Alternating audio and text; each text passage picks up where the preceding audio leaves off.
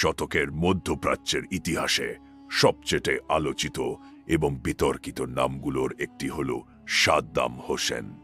কারো কাছে তিনি ছিলেন বীর, আবার কারো কাছে এক নিষ্ঠুর এক নাটক। ইরাকের সাধারণ এক গ্রাম থেকে উঠে এসে কিভাবে তিনি পুরো আরব বিশ্বের অন্যতম শক্তিশালী নেতা হয়ে উঠলেন। আজ আমরা জানব সাদ্দাম হোসেনের উত্থান ও পতনের সে রোমাঞ্চকর ইতিহাস। 1938 সালে ইরাকের তিকরিতের এক দরিদ্র পরিবারে জন্মগ্রহণ করেন সাদ্দাম হোসেন।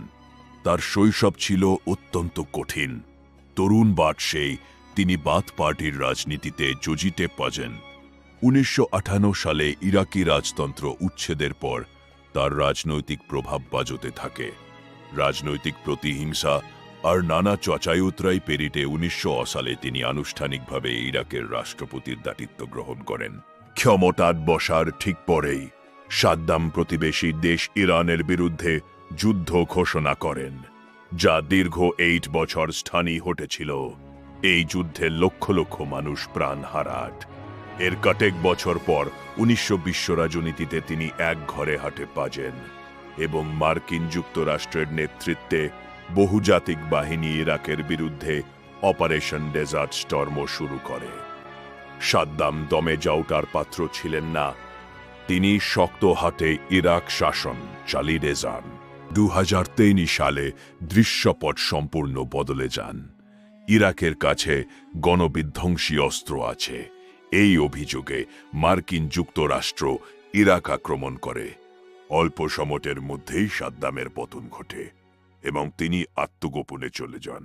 দীর্ঘ 2 মাস পর 2023 সালের ডিসেম্বরে তিকরিতের একটি মাটির গর্ত থেকে তাকে গ্রেফতার করা হয়।